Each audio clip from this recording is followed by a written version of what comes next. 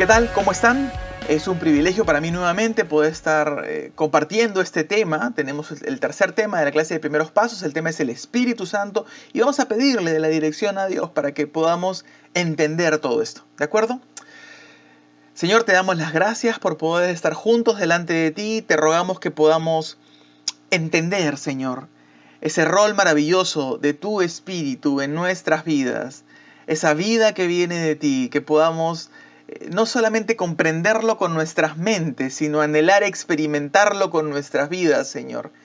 Guíanos y desafíanos a vivir vidas llenas de tu Espíritu, para poder así también desafiar a este mundo que se pierde a mirar a ti, Señor. Te damos gracias por este privilegio y ahora háblanos, por favor, te lo rogamos en nombre de Cristo Jesús.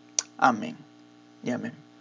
Y bueno, el tema, como les adelantaba, el tema es del Espíritu Santo y es un tema que por demás nos va a rebasar. O sea, una de las cosas, la gran verdad de esta clase es que nos vamos a quedar cortos. ¿Por qué? Porque el tema del Espíritu Santo no es un tema, no es una verdad doctrinal meramente. Es algo que tenemos que experimentar en nuestra vida. Y nunca vamos a llegar completamente a poder experimentar quién es el Espíritu Santo en nuestras vidas, si es ¿por qué? Porque es una relación, ¿de acuerdo? Y quisiera poder comenzar con aquello que Jesús dijo a sus discípulos. Él les dice: a ustedes les digo la verdad que les conviene que yo me vaya, porque si no me voy, el Consolador no vendrá a ustedes, pero si me voy, se lo enviaré. O sea, les está diciendo que Él se los va a enviar al Consolador, se lo va a enviar a la iglesia, este Consolador, el Espíritu Santo, pero y no nos conviene que Jesús esté aquí, sino nos conviene que el Espíritu Santo esté aquí. Entonces estamos en una realidad aún mejor que si Cristo estuviera físicamente aquí. Eso es lo que dice Jesús. Y esa realidad a veces nos rebasa, pero es importante considerarlo, porque cuando Él menciona, a ustedes les conviene que yo me vaya, esa realidad, ¿no? Esta conveniencia para nosotros hay que considerarla, porque si Jesús menciona eso, quiere decir que en verdad nos conviene. ¿De acuerdo? ¿Por qué? Porque este Consolador, que es uno de los nombres del Espíritu Santo, después lo menciona aquí, miren, el Espíritu de verdad, es uno de los nombres del Espíritu Santo, está hablando de esa realidad de una persona equivalente a Él mismo, es otro como yo. Y eso es espectacular, ¿verdad? Entonces le dice que Él venga y los guiará a toda la verdad. ¿Por qué? Porque habían aún muchas cosas que tengo que decirles, pero ahora ustedes no las pueden soportar. Esto quiere decir, ustedes no van a poder todavía entenderlo. Y por eso es que comentábamos que en el tema sobre la Biblia, que hay verdades que uno no va a poder entender a menos que el Espíritu Santo lo ilumine. Y esta convicción de pecado, de justicia y de juicio que trae el Espíritu Santo es una convicción espiritual. Por lo tanto, cuando uno presenta el Evangelio, uno no está pretendiendo convencer solamente racionalmente. No, de lo que se trata es de que haya esa convicción que venga del propio Espíritu Santo mostrando a la persona eso. Y esas son realidades espirituales. Por eso es que uno no busca hacer proselitismo, ¿no? O convencer racionalmente. Por supuesto, hay que tener argumentos. Por supuesto, la Biblia no es irracional. Va más allá de la razón. La fe se mueve en otro campo, ¿no? Donde no se pelea con la razón, sino que explica otras cosas que son quizás más relevantes para el ser humano y que responden las preguntas más profundas que tenemos. Pero es el Espíritu Santo el que está obrando ahí. Por eso es que vale la pena perder conversaciones o perder discusiones con tal de ganar esa oportunidad de una siguiente discusión y seguir abriendo la puerta a poder testificar de lo que el Espíritu Santo está haciendo, ¿no? Por eso a nosotros no nos interesa ganar discusiones cuando presentamos el Evangelio, porque sabemos que el Espíritu Santo está obrando y vale la pena dar ese espacio para que siga obrando.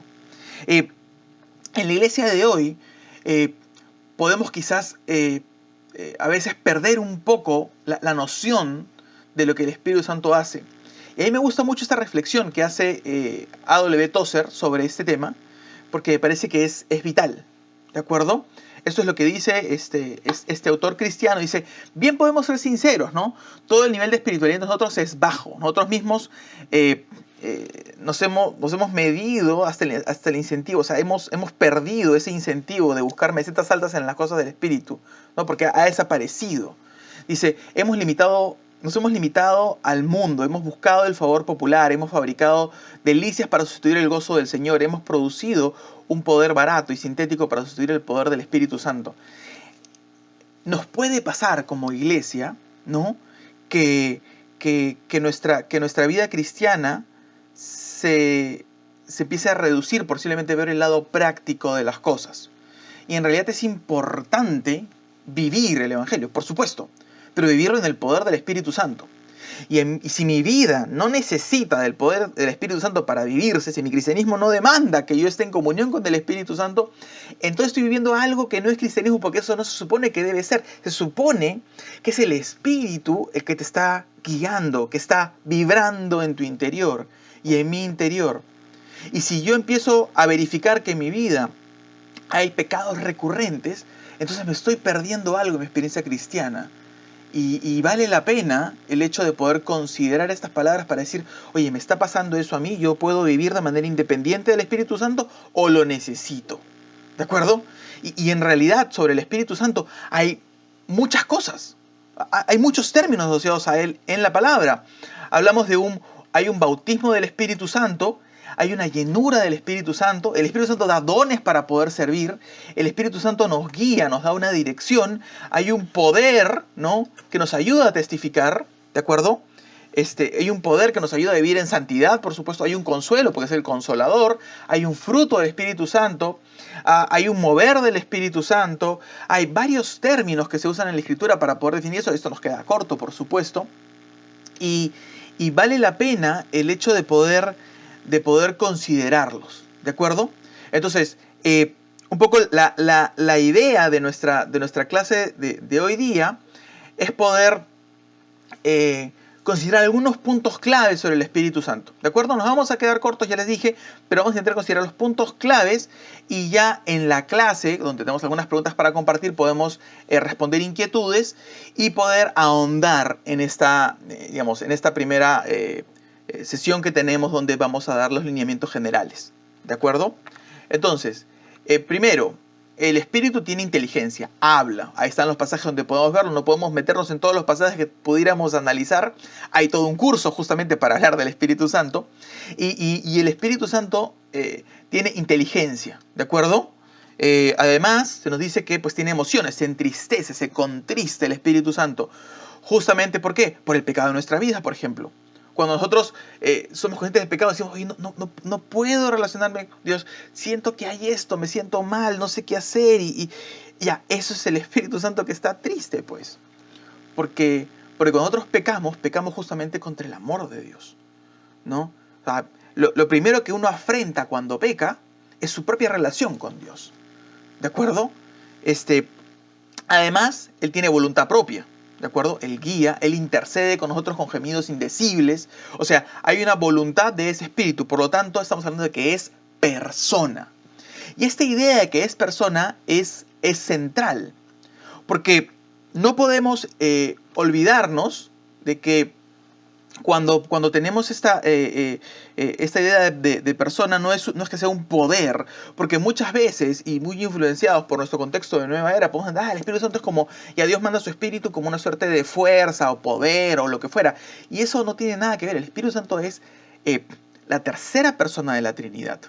Cuando hablamos del concepto de Trinidad, por supuesto que nos quedamos cortos, porque ¿cómo entiendes que hayan tres personas en un solo ser, en un solo Dios?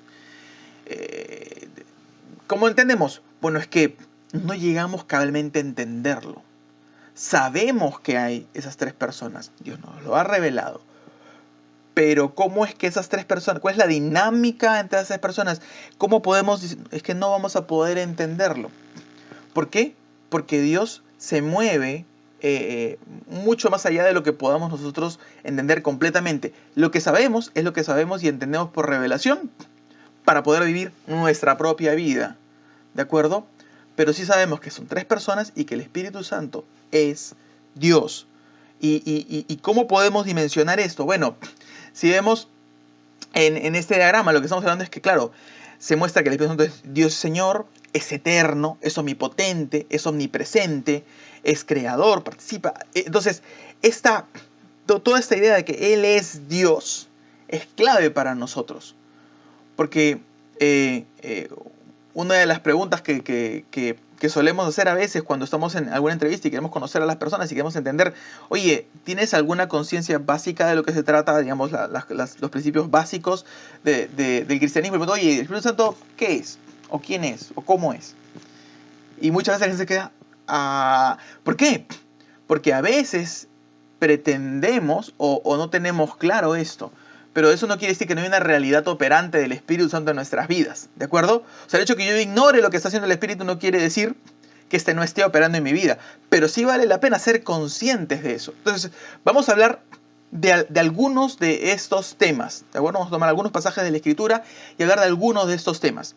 El primero que queremos tocar es el sello del Espíritu Santo. Vamos a ver lo que dice Efesios 1 del 13 al 14. Dice, en él también ustedes, después de escuchar el mensaje de verdad, el evangelio de su salvación, y habiendo creído, fueron sellados en él con el Espíritu Santo de la promesa, que nos ha dado como garantía nuestra herencia, con miras a la redención y a la posesión adquirida por Dios para la alabanza de su gloria. Lo que está diciendo aquí es que nosotros, después de escuchar el mensaje, el evangelio de salvación, hemos creído y en ese momento hemos sido sellados, ¿no? ¿Con qué? Con el Espíritu Santo de la promesa. ¿La promesa de quién? De Jesucristo. Jesucristo prometió que vendría el Espíritu Santo, que nos ha dado como garantía, ¿no? De nuestra herencia, ¿no? Nos ha sellado. Y aquel contexto es algo que ha sido sellado, ¿no? Y dice, con miras a una redención de la posesión adquirida por Dios. Lo que está diciendo es algo así como una reserva. El sello, y acá hay una imagen de un documento sellado, el sello era esta garantía de autenticidad de un documento, ¿no? Lo era en el Imperio Romano, un sello de cera. ¿Por qué? Porque tenían un sello, cada persona tenía su propio sello, y tú dices, mira, esta persona que tiene su propio sello ha dado esta garantía. Hoy día también vemos documentos oficiales que tienen sello, ¿verdad? Y el sello dice, está sellado, quiere decir que es válido, que es un documento, que hay alguien que está autentificando lo que es cierto, ¿verdad? Y es ese arras de un cumplimiento adelantado, es un compromiso ya de lo que va a pasar. ¿Qué es lo que va a pasar? Bueno, nuestra herencia, esto es lo que va a pasar. Vamos a hacer esa posesión adquirida a Dios para la alabanza de su gloria. Habla del futuro, de cuando nuestra fe se convierta en realidad.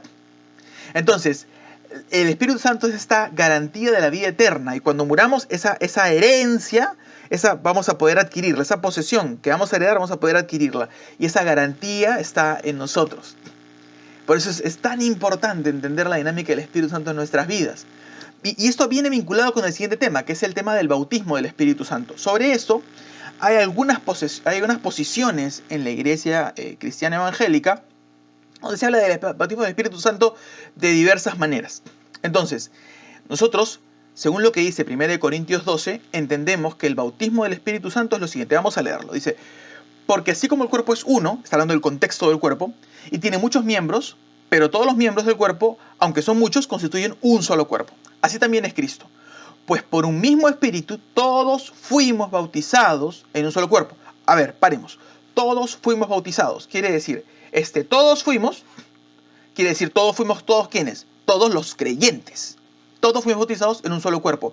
Ya judíos o griegos, esclavos o libres. Y esto es trascendental, porque en el mundo en el que se escribe esto, en el tiempo en el que se escribe esto, decir, oye, este esclavo forma parte de un mismo cuerpo conmigo, es una completa cosa absurda, ¿no?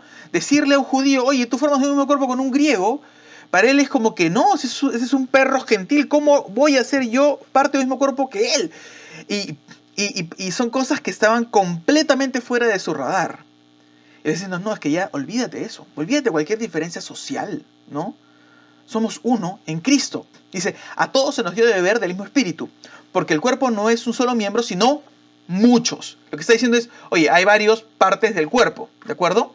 Entonces, lo que está diciendo es, todos. ¿Todos quiénes? Todos los creyentes. Fuimos, ¿qué cosa? Bautizados. fuimos, ¿y qué cosa es bautizados? La palabra bautizados quiere decir sumergidos. O sea, creyentes, que digamos, somos todos creyentes en Jesucristo, al momento de que esa fe nuestra se convierte en fe salvadora y Dios nos salva, de inmediato somos sumergidos en el cuerpo de Cristo, que es la iglesia. ¿De acuerdo? Entonces, este cuerpo, la iglesia, por eso es que nosotros a veces hacemos énfasis y decimos, oye, no llamemos iglesia al edificio, al auditorio que se usa, sino que la iglesia somos nosotros, ¿no? Y hoy día nosotros estamos lejos, estamos en la coyuntura en la que se hace este video, estamos saliendo o digamos, quizá a mitad de nuestro país de esta pandemia del coronavirus, y somos tan iglesia como lo éramos hace 4 meses cuando nos podíamos reunir todos juntos.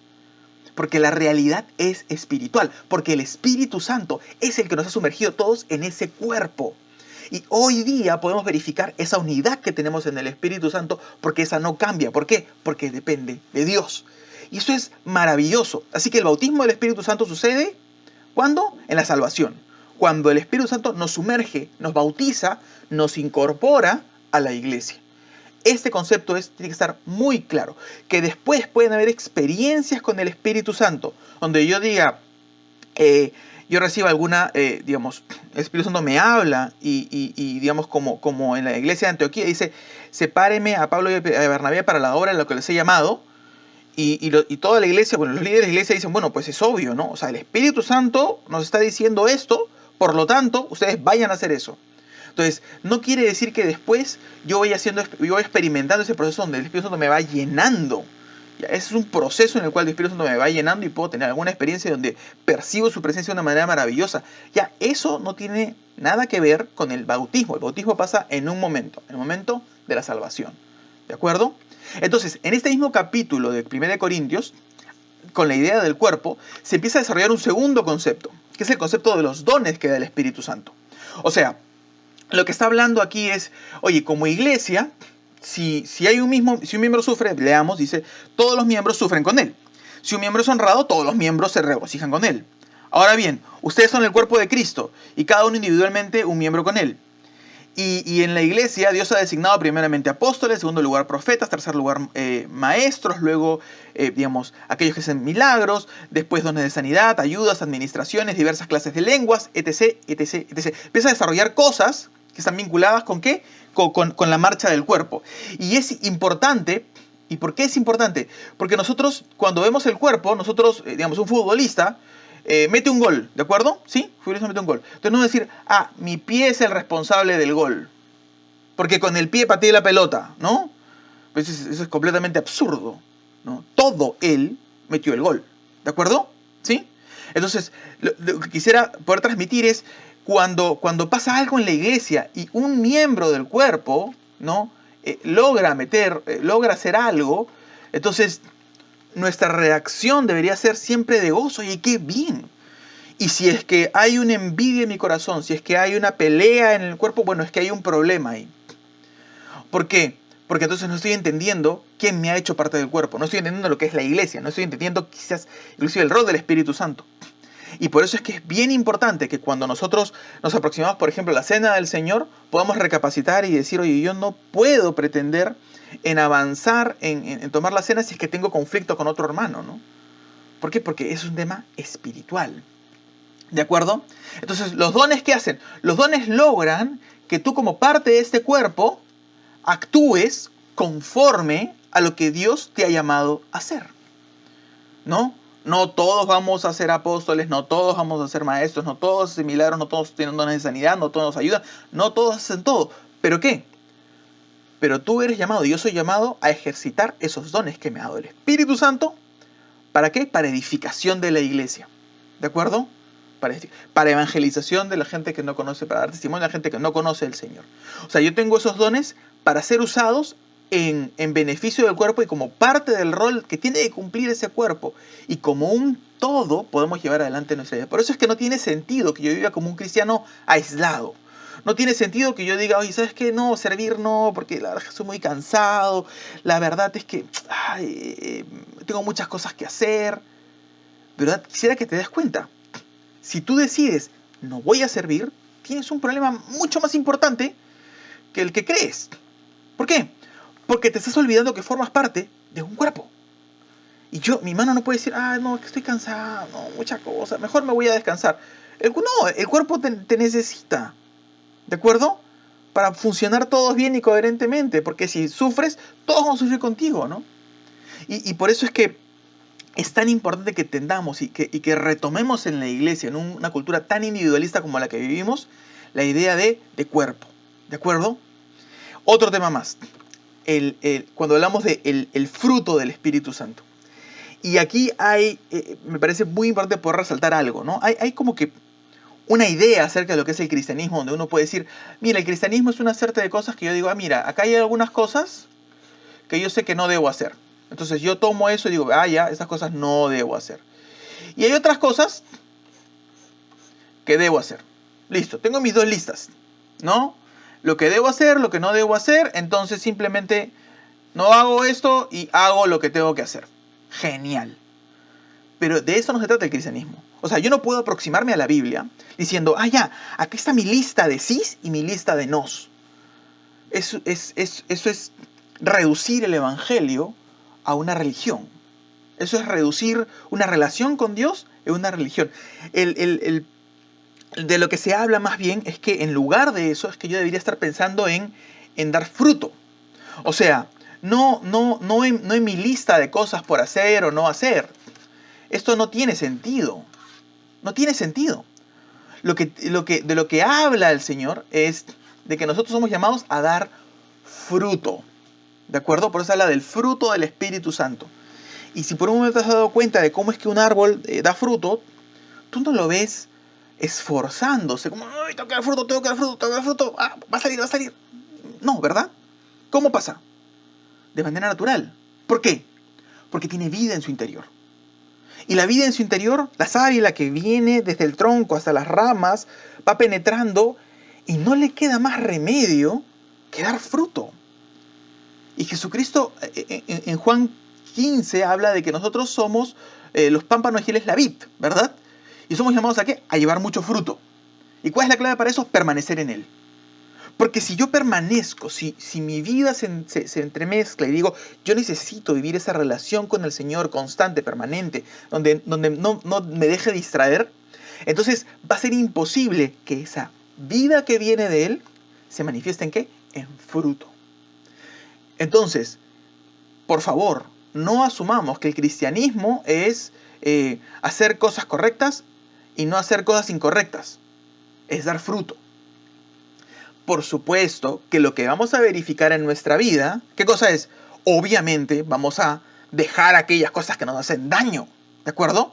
Pero no porque tengamos mucha fuerza de voluntad, no porque vamos a decir, no, yo puedo hacer esto. No, ¿por qué? Porque la vida que viene de Dios de manera natural va a empezar a dar fruto, ¿de acuerdo?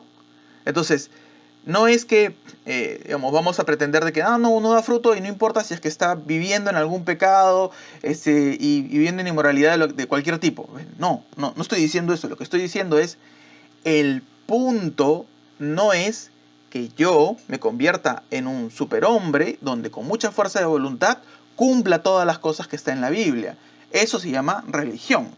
De lo que se trata es que el Espíritu Santo de Dios obre en mí y traiga su victoria, sea patente en mi vida. Mira lo que dice Gálatas 5, ¿de acuerdo?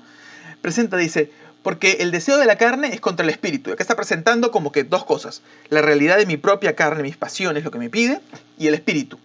Y el espíritu contra la carne. O sea, acá hay una oposición entre carne y espíritu. Acá están peleados estos dos, ¿no? Pues estos se oponen uno al otro. De manera que ustedes no pueden hacer lo que desean. ¿De acuerdo? Acá hay un tema de imposibilidad. Imposible. Entonces, acá viene el tema. Pero. Si son guiados por el Espíritu, no están bajo la ley. Ahora bien, las obras de la carne son evidentes. Está hablando acá de las obras. O sea, de tu carne, lo que va a salir de manera natural es inmoralidad, impureza, etc. Dice, los que practican tales cosas, practican como estilo de vida, no heredan el reino de Dios. Oye, pero acá está diciendo, pues acá la práctica te está condenando. Sí, pero es que hay que entender todo el contexto y por eso es que tenemos que ir a la siguiente parte que desarrollaron a partir del versículo 22. Dice, Pero el fruto del Espíritu es... Entonces, este otro pero está diciendo, ojo, tienes por un lado las obras de la carne, ¿no? Y acá tienes el fruto del Espíritu. No son las obras, es el fruto del Espíritu. O sea, lo que de manera natural el Espíritu Santo va a obrar en tu vida, que es amor, gozo, paz, paciencia, benignidad, bondad, fidelidad, mansedumbre, dominio propio. O sea, no es, ya, voy a tener más dominio propio, ya, voy a tener más paz, gozo, paciencia, voy a hacer un plan para poder hacerlo. No. De lo que se trata es, ok, Señor, yo, ¿qué cosa? Como decíamos anterior, yo no puedo. Dice, ustedes no pueden hacer lo que desean. ¿Recuerdan aquí? No pueden hacer lo que desean. Entonces, ¿quién puede? ¿Quién puede? Puede justamente Dios. Entonces, ese es el tema. Dice, y contra tales cosas no hay ley. Pues los que son de Cristo Jesús han crucificado la carne con sus pasiones y deseos. Y si vivimos por el Espíritu, si el Espíritu Santo nos ha dado vida, ¿no? Entonces andemos en nuestra vida diaria, verifiquemos ese obrar del Espíritu Santo. Esto es genial. Y a veces nos quedamos cortos porque pensamos que la salvación es como, ya, yo soy de Cristo, ya tengo salvación, no voy a ir al infierno cuando se inaugure, sino que voy a ir al cielo, que es excelente. Pero la vida cristiana no se puede quedar con una realidad de que, ya conseguí esto que yo quiero, ahora la vida se trata de hacer simplemente lo que me da la gana, ¿no? No. ¿Por qué? Porque te pierdes lo mejor. Que es ese obrar del Espíritu Santo y que vaya dando fruto en tu vida, que vaya dando fruto en mi vida. Y que yo no esté preocupado por esto, sino que yo estoy preocupado, ¿por qué? Por permanecer en el Señor. Y decirle, Señor, obra tú. Esto es fruto de tu Espíritu Santo, yo quiero estar contigo. Y voy a verificar cómo es que su fruto se va dando, ¿no? Y voy verificando que la verdad es que me importa más a donde me quiera llevar que lo que yo quiero hacer. Quisiera que veamos por un momento el testimonio de cómo nos guía el Espíritu Santo en la vida de Pablo. Y esto es casi al final de su ministerio, donde Pablo está diciendo, ahora yo, atado en el Espíritu, voy a Jerusalén, sin saber lo que ya me sucederá, salvo que el Espíritu Santo solemnemente me da testimonio en cada ciudad, diciendo que me esperan cadenas y aflicciones. Pero en ninguna manera estimo mi vida como valiosa para mí mismo, a fin de poder terminar mi carrera y el ministerio que recibí del Señor Jesús, para dar testimonio solemne del Evangelio de la gracia de Dios. Y ahora, yo sé que ninguno de ustedes, entre quienes anduve predicando el reino, volverá a ver mi rostro. Y esta realidad que está mencionando es increíble. Lo que le está diciendo es, yo les he predicado, menciona, pero yo voy atado en el espíritu, atado en mi espíritu, ¿no? Voy a Jerusalén, sin saber lo que ya me sucederá, salvo que el Espíritu Santo solemnemente me dice, ¿qué cosa? Que me esperan cadenas y aflicciones. ¿Y qué hace Pablo? Dice, no, mira, las cadenas y aflicciones mejor no. No. ¿Por qué? Porque de alguna manera él había entendido lo que tú y yo tenemos que entender. Que lo que quiere el Espíritu Santo, hacia donde nos lleva, es el mejor lugar donde podemos estar. Tú y yo podemos pretender y decir, ¿sabes qué? Pues no quiero, mi comodidad me arrastra y quisiera estas cosas. Pero ese no es el mejor lugar para estar. El mejor lugar para estar es donde Dios te quiere. Porque la voluntad de Dios es buena, es agradable y perfecta. Y el Espíritu Santo es quien nos guía a poder ir en esa dirección. Y terminar con esto, pero de ninguna manera estimo mi vida como valiosa para mí mismo, a fin de poder terminar mi carrera y el ministerio que recibí del Señor para dar testimonio solemne del Evangelio de la gracia de Dios. ¿Cuál es el ministerio que tú has recibido del Señor? ¿Cómo es que Dios quiere que acabes tu carrera? Yo sé, hay muchas necesidades, yo sé, tenemos que enfrentar muchas cosas del día a día, ¿verdad? Pero indudablemente, para poder entender lo que es la vida cristiana, es bueno reconocer ese testimonio de Pablo y decir, bueno, yo también quiero poder terminar mi carrera bien, ¿no? Aferrado a la fe. El ministerio que recibe el Señor en el poder del Espíritu Santo. Y yo necesito esa guía del Espíritu Santo. ¿Por qué? Porque es que no funciona de otra manera. Yo no puedo pretender que existe un Dios soberano, maravilloso, todopoderoso y vivir basado en lo que yo quiero. Somos llamados a vivir en esta relación con Dios, pero no de ninguna manera como iguales o independientes a Dios. Tenemos que vivir dependientes a Dios. Y el Espíritu Santo nos posibilita eso. Y si hoy tenemos esa convicción de que yo he estado diciéndole en repetidas ocasiones, sabes que Dios, no quiero servir, sabes que Dios, prefiero esto, poniendo mi comodidad por sobre los planes de Dios para mi vida, bueno, no nos queda más que renunciar y rendirnos. Porque no hay otra forma de experimentar el descanso y la dirección de Dios. Rendirnos a esa dirección de Dios y buscar permanecer en Jesucristo. ¿A través de quién? Del Espíritu Santo. Entonces, quisiera orar ahora para poder cerrar este tiempo y luego poder pedirte en casa que puedas revisar esto y revisar los pasajes que hemos visto y pedirle al Señor que Él te dé esa dirección para tu vida a través de la guía del Espíritu Santo. ¿Oramos? ¿Sí? Señor, te damos gracias por poder estar juntos delante de ti ahora y te rogamos que tú nos estés cuidando. Muéstranos el camino por donde ir. Necesitamos que tu Espíritu Santo, Señor, obre en nuestras vidas y nos desafíe y nos lleve. A pesar de que eso implique gastarnos, eso implique pérdida en nuestra vida, que podamos verificar que es mucho más valioso seguirte a ti que cualquier otra cosa que pueda pasar en nuestras vidas o cualquier otra cosa que podamos perder físicamente, Señor, materialmente. Dios, enséñanos a ser guiados por tu Espíritu. Permítenos tener claridad acerca de dónde quieres que sirvamos como parte de este cuerpo en el cual tú nos has sumergido por ese Espíritu Santo, Señor. Y permítenos vivir permaneciendo en ti. Y cada día anhelar tu presencia y permanecer cada vez más pegados y aferrados a ti, Señor. Te damos gracias por este tiempo. Sigue tú dirigiéndonos, por favor, en nombre de Cristo Jesús. Amén. Amén. Muchas gracias por este tiempo y los esperamos la próxima semana para la siguiente clase que vamos a tener en este curso de primeros pasos.